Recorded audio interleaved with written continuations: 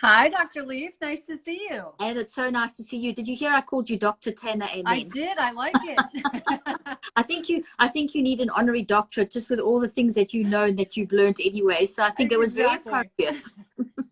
You look like you're having nice weather there in California today. It's a little overcast, but it's actually really nice. It's very It's temperate. Yeah.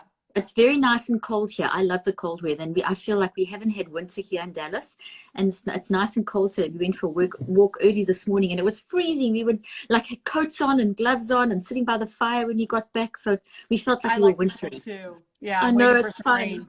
Yeah. It's fun. Well, I'm so pleased to talk to you today. Congratulations, your book released this week. This is so exciting.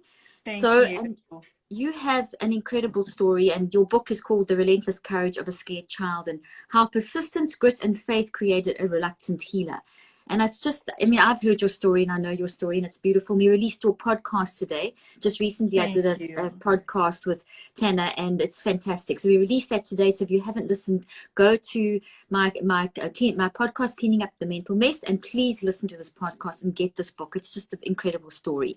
So just tell us your story. Give us a brief overview of who you are, why you wrote this book, and why this is so relevant.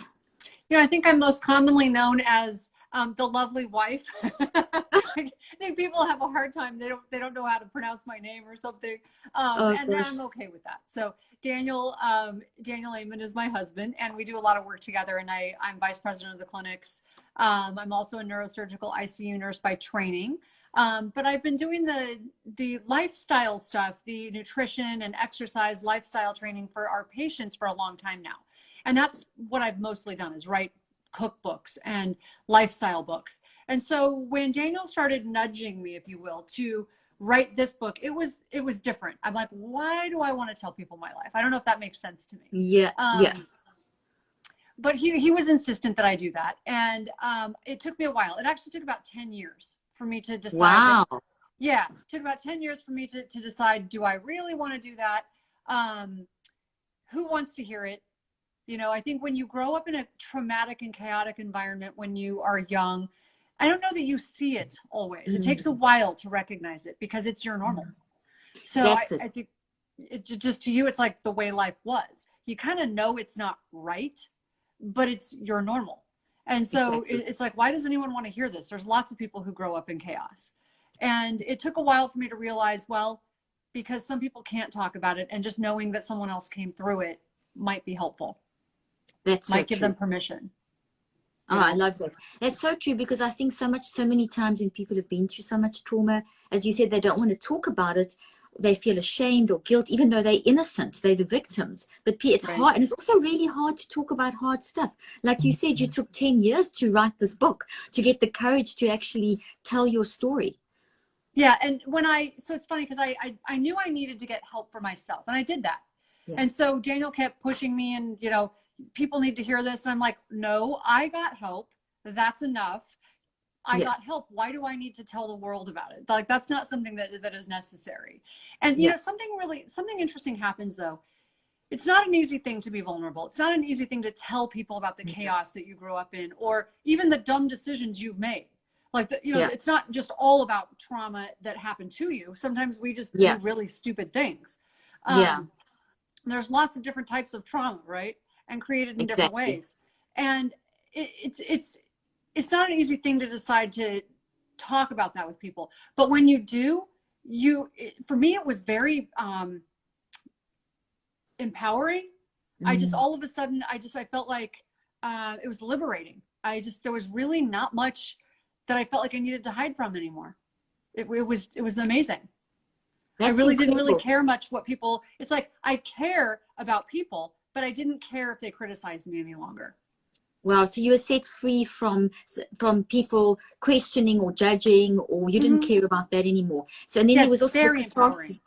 Wow, that's amazing. And so just sharing, I mean, just tell us a little bit about your story. Give a brief overview of what people can learn from, because yes, there's a lot of stories of people write stories about and biographies and things that have happened to them, but you've got a very nice angle that you bring into your book. It's beautiful. It's a beautiful book, and I love it. So when I wrote this book, I wanted to make sure that I left people with hope. I didn't just want to write about all the problems. It's like, what's the hope behind it? because my life is very different now. I mean, I feel very good about where I'm at. I have a happy life. I mean, I'm married to, you know, my best friend, vice president of Amen Clinics. I write books. I love being a wife and a mother. You know, I'm successful. And so I wanted to leave people with hope that if, you know, if I can do it, you can do it. Because I started off with so good. Difficult beginnings. Let's put it that way. Yeah. You know, my mother was very poor. She was a 16-year-old runaway, didn't finish high school. And so life started off sort of rocky and rough. My uncle was a heroin addict and he lived with us. My other uncle was murdered because of him in a drug deal gone wrong. And so there's a lot of, you know, it's one of those situations where my mom was never home. I was a latchkey kid at 5. And so with crazy people around, 5 years old. And when I think about letting my daughter stay home at 5 years old, I like my brain can't inconceivable. It's inconceivable. So I used to walk myself through school and home. I mean, how does a child even know how to get to school and home when they're 5? I mean, it's just like. But when you're poor, you know, when you grow up poor, you grow up fast. There's not a lot of options. And quite frankly, I had a lot of bad experiences with babysitters. I much preferred being a latchkey kid. So, you know, not all babysitters are great either. So I preferred being alone.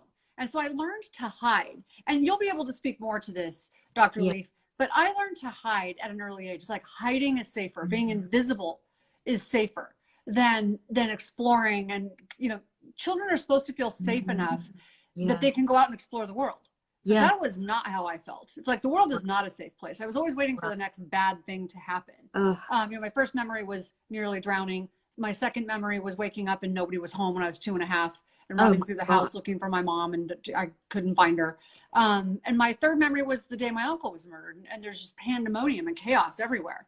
And so when those are your early memories, this idea of emotional trauma sounded like nonsense to me when I was growing up. I'm like, what is that? This is just life, right? This is just life. But you don't realize that that sets you up for how you process things. It sets you up for how you handle problems. Exactly. And there was just chaos all through my teens as well. And I ended up developing an eating disorder that I secretly didn't want to tell anybody because I developed also this mask of perfection. It's like I was struggling for control. There was no control. Everything was chaotic. And I felt so out of control and I was like struggling for control, but I also had this mask of perfection. And so it's like, if I can just be good enough, if I can accomplish enough, if I can be good enough, if I can, you know, get good enough grades, if I can succeed, which I did. I mean, if you look at my life on the outside, it was a pretty decent package. And then it just all crumbled and just, right when I thought I was turning my life around, when I finally felt like I was developing some sort of personal power in my early 20s, it's like I moved out of my house, was starting to feel like I was getting something together. I was diagnosed with cancer and it all came crashing down. And that's so young. You were so young when you were diagnosed with cancer. In your mid-20s. I was 23 and it was quote unquote a safe cancer to have because it was slow growing, but it kept it metastasized. So it kept coming back.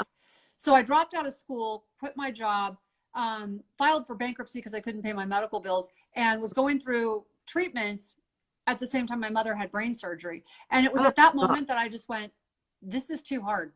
Yeah. It's too much. This is too hard. Life is not supposed to be this hard. And I just wanted to die. And so I'm like, I don't even know if there's a God, but if there's a God, he doesn't love me. So what's the point? And I kept praying that like a truck would hit me or something would happen so it wasn't my fault. You know, I didn't want to devastate my mother by killing myself because she just instilled this sense of guilt. But I was like, I just can't do this anymore. Oh, that's unreal. The people look at your life now and they don't realize where you've come from. And I know people are listening now and, you know, there's a lot you've left out. You've given the big picture and if people read the book, they can hear the rest of the story. And if they listen to the podcast. That's just the like superficial highlight reel. Because it got worse after that before it got better. Okay. And that's the normal. That's what I want to ask you. So now you want to instill a sense of hope in people, which is why you've written this book. But it got worse before it got better. So then you hit that low and it got worse and then it got better. So tell us about... when I say it got worse, I don't know if it gets worse than wanting to die. But I knew something had to change because I would not have been able to hold on much longer. It was bad. And so I went to a psychiatrist and I had heard about Prozac and I was like, in his defense, he was not a great doctor, but in his defense, I went in there demanding Prozac basically. I was like, I know what's wrong with me. I can't handle life anymore. You need to give me Prozac. I'm sure that's what I need. He was a resident psychiatrist. He was, he was in training still. And I was demanding it. And so, but without really trying to figure out what else was going on in my life. See, at Amen clinics, we treat people according to 4 circles. Biology, what's going on with your body, your thyroid, right? Did you have a head injury? Your hormones, like what's happening in your life? An infection. He didn't ask me any of that, didn't get blood, nothing like that. But what's going on with your psychology? How are you managing your mind? What's going on in your social circle? Because mine was a mess at the time. Like, who are you hanging out with? Because people are contagious. And your spiritual circle, which mine was totally bankrupt at the time. And there's parallel stories in this book. Like most people, it's not one thing that's happening to you.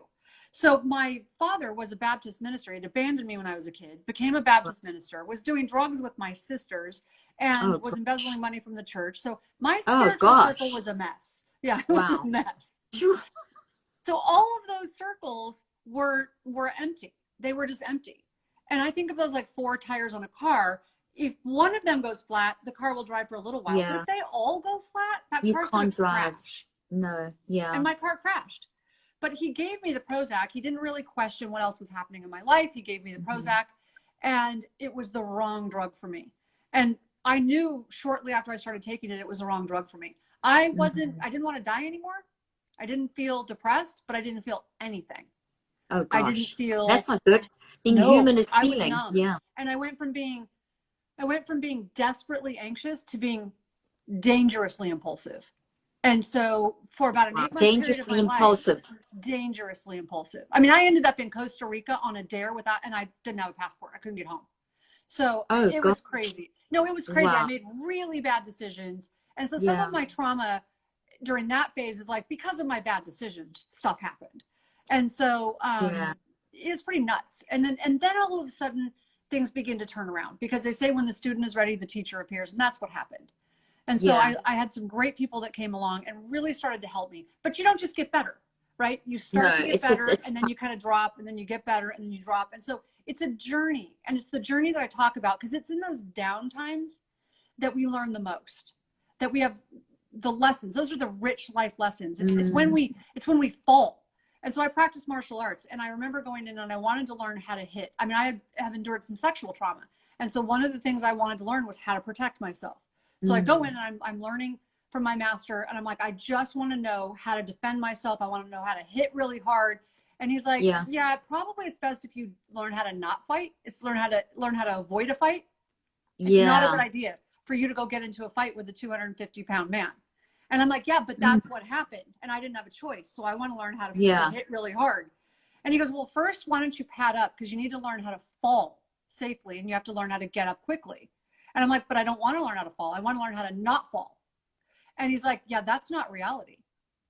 And as soon as he said that, I'm like, he's like, reality is in fighting and in life, you have to learn how to fall.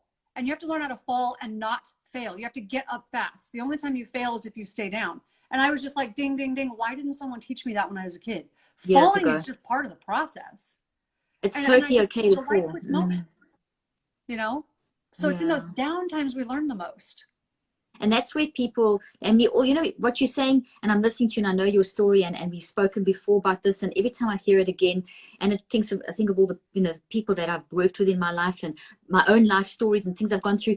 What we don't want to hear in those down times is that this is part of the healing journey, and this is going to take time. So people, in the down times, so here's my question, is how can we help people today just understand that it's in the down times when you're falling, that's when you're learning the most, that we need to learn to fall and not just learn to stay standing. We need to learn to fall and get up again, and that it takes time, because that's something we always say to each other when we're going through stuff, and as therapists and clinicians and doctors and just helping our loved ones, we say that, but it's the hardest thing, because when you're in that time, you don't want to hear, I have to learn how to fall. You don't want to hear it's going to be a journey. You don't want to hear it's going to get worse before it gets better. So how do we help someone in that moment? Because that's the most difficult moment, because that's obviously your experience, because you were there and you somehow got through that. You somehow I think telling people, just knowing that, like, just for me, hearing that was like, wow, like, it's so true. Just knowing that falling is a normal part of life. I mean, look at babies. How do they learn how to walk? You don't yell at your baby when they fall, right? No. So you don't scream at them. You're like, oh, yay, get back up. You know, we cheer them on. Yes, And so exactly. if we could like reframe how we think about falling, I think that's number one. Number two, one thing I would love for people to know is journal and write a lot. Because when I wrote this book, my gosh, did it change my perspective. Yeah. It changed so much. It didn't just change how I felt. It was, yes, it was cathartic. But let me tell you something. When you write, there's something about writing. When I was writing this, especially because I knew it was going to be a book and I had to be accurate, right? So our memories are always valid, but they're not always accurate. No, and they change all the time. Yeah. So what I remember as a 4-year-old feels completely accurate, but 4-year-olds process things differently than adults do. So I had to get all the details. So I had to go back and interview all the adults from my life from back then. And in that process of writing it all, going back, interviewing, making sure I had those details right, I was like, wow, okay. And a lot of it was real. It was correct, but filling in the blanks was critical. Getting other people's perspectives and their viewpoint helped me now process it as an adult, not as a 4-year-old. So now I have a strategy as an adult, because our strategies saved us when we were 4, the strategy we used to survive, but it's not helpful as an adult. Exactly. And so journaling is so important, writing it down, because the pain you're going through now, when I look back at my life and I'm like, what a tragedy it was. My life was just tragic. And I'm like, how could I go from being so tragic to helping other people with their transformation?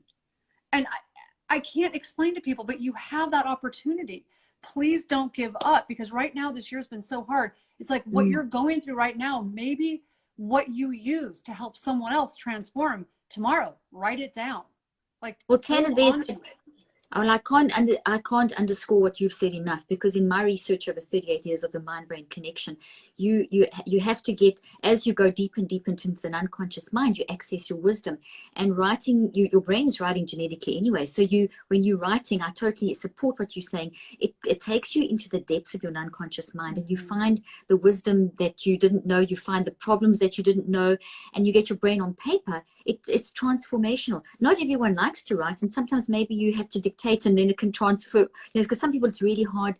They're in such a bad emotional place that for them to actually write it's very, very difficult. So even if it's a one sentence, or even if you dictate and you use those apps that, as I mentioned, can translate it into something written in that you can then read, because it's, as you say, when you go back and you start exploring, there's these levels of depth that you go to that you will find stuff you didn't know. So it's such a vital. And you remember things. You start to remember things. You're like, oh, like for example, one of the people in my book, my stepfather, who I thought I hated, there were many things he did that I still think were wrong. But I'm like, all of a sudden, as I'm writing the whole story, I'm like, he did a lot of things that actually influenced me in a positive way today. I'm like, I never thought I would say that. So you got it's very interesting to be able to do that. That's fascinating. Yeah. No, that's fantastic. I love what you said about it's hard to write certain things. There's one story in here that's literally like 2 or 3 paragraphs. Took me 3 weeks to write. Wow. Because it was so hard. It's one of the worst stories in here for me. And it's about a date rape situation. And I hated that term. I couldn't say the term. I thought it was my fault. So you can imagine. So I was so confused about what to even call it. And so even after going through therapy, I'm like, why do I want to write this down? Why do I want to revisit this? And so I had to rewrite that multiple times till I could get it to where I was actually okay with it. And that was really powerful to be able to do that. That's it was super powerful just to be able to like put into words the chaos in my head over that situation. Yeah. No, that is amazing. Well, the thing is, when you get it out like that, when you're writing, Tana, you're getting that mental chaos, as you said, that mental mess, you're getting it out. And I always teach people that when you get it out, then you shift the power balance, because when it's in, it's controlling you. You don't have perspective, but once it's out, you're getting it out of your body. And it's because our brain and mind are malleable. Mind changes brain, they're separate but inseparable. As soon as it's out, it's now malleable, and you shifted the power balance. Now you control what's out there, and you can now change how the past plays out into your future. And this is exactly what you have done in your book. Tana, where can people get hold of your book? And I mean, obviously we have all books, and how can they find out more about you and get hold of this amazing book and your amazing So believe it or not, Amazon's probably the easiest place. It's sold anywhere where they sell you're frozen. books. What happened there? But Amazon is probably the easiest place at You the froze moment. for a moment. You froze for a moment there. Oh, whoops. Okay, am I back? You'll have to say it again. Sorry, you froze for a moment there. So yeah, you can buy it anywhere where books are sold, Barnes and Noble or anywhere, but really Amazon is probably the easiest place since people are home. Yeah, absolutely. Might be the easiest place to pick it up. And then they can follow you at your Instagram handle. Yeah, Tana Amen, at Tana Amen. Yeah, I'd be grateful. And then if they want to know anything about the Amen clinics as well, we'll put all the links in the show notes as well. And this is a book of hope. This is a book of, if you had to give one overarching sentence or pearl of wisdom from this book, what would you tell people? So there's a couple. One is that behavior is complicated. You know, it's easy to call people bad. It's much harder to ask why. And that's really a big one for me. That's good. That really helped me forgive people. And the other one is my favorite form of art is a Japanese art form called kintsugi. And it's where you take broken, yeah, so you know. Yeah. Oh, I've written about it in my books too, yeah. Yeah, I love you and I have both written about kintsugi. It's phenomenal. Yeah, I have my dad's ashes in a kintsugi urn because my dad and I did not have a good relationship. But in the end, we healed our relationship. He died in my arms with me praying for him. And I never thought that would happen. Wow. And so, but kintsugi is this art form, as you know, where it's broken pottery. They take this broken pottery and they mend it with gold or platinum. And so it's this beautiful, now it's got these beautiful veins in it. It's so stunning. And they believe that the pottery is not more beautiful in spite of the breaks. It's more beautiful because of them. Because every one of those breaks tells a story. There's history there. And when I think about that, I'm like, wow, to me, what that says is that we all have this opportunity. We are richer and more valuable and more beautiful because of what we've been through, because we have this opportunity to teach people. And it's so beautiful. It's like with God's golden repair, we can be anything and we can be so rich and so valuable. And just share with people and pull them along and help them up. Oh, I love that. You know, when you spoke about that, when we spoke on the podcast and you spoke about kintsugi, I was so excited because not many people talk about it. And I've written about it in my books as well. This book over here that's actually up there also. And so when you explain it like that, for me, it's one of the easiest ways of understanding the fact that our story, nothing's, you don't want to have gone through the life. You don't want the life you grew up in. You don't want that for anyone. But you've shown how we can take the shattered pieces of our life and you can rebuild. And another thing I wanted to emphasize with how you've taken your story and you reach out and help people, and how you and Daniel, your whole approach at Amen Clinics is one of really helping people. And you know, you're amazing friends to our family, and you just they're such willing people. You just help all the time. And I don't know if you're aware of the research that shows that when you in your bad place, or at any point in the stage of your life, when you reach out and help others, you improve your own healing by a factor of 68%. Yes. So we designed and you know, there's quantum physics showing as well. It's not about us; it's about us in the world. And I don't know if you've experienced this with all the people you've helped, but I know with the work I've done is as soon as people have a story, or as soon as people get what that revelation that you've been speaking about and you speak about in your book, that gosh, this is what I went through, let me use this to help others. As soon as you do that, you're improving your own healing by another factor of 68%. And people do this. It's an automatic thing. It's like we want to just share and help others. Isn't that? It's one of the things I keep teaching the kids in the house. And you know, we've been stuck in the house, and we're still on lockdown in California. And so when I start to get like a little wonky in the head from being in the house, I go on social media and I start answering questions, because it's like the one little thing I can do to reach out to other people. How you feel, right? It changes how I feel. I feel good when I'm actually helping others, even if it's in that small way. Oh, I love it. Well, thank you for what you do, and thank you for this beautiful book, and thank you for just how you encourage and help people all the time. It's wonderful. It's such a delight. Oh, Carolyn, we are so grateful for your friendship. You just you're amazing. Your work is amazing. I love your page so much. Oh, thank you. Well, we love you too, and we're just so grateful that we've connected and that we can share our life stories and help others together, which is so amazing. So thank you for taking this time in your busy schedule to share on your beautiful book, and I encourage everyone to get your hands on this book. It's really a beautiful book and really will help you so much. Thanks. Oh, thanks, Carolyn. Have a fantastic day. Speak to you soon.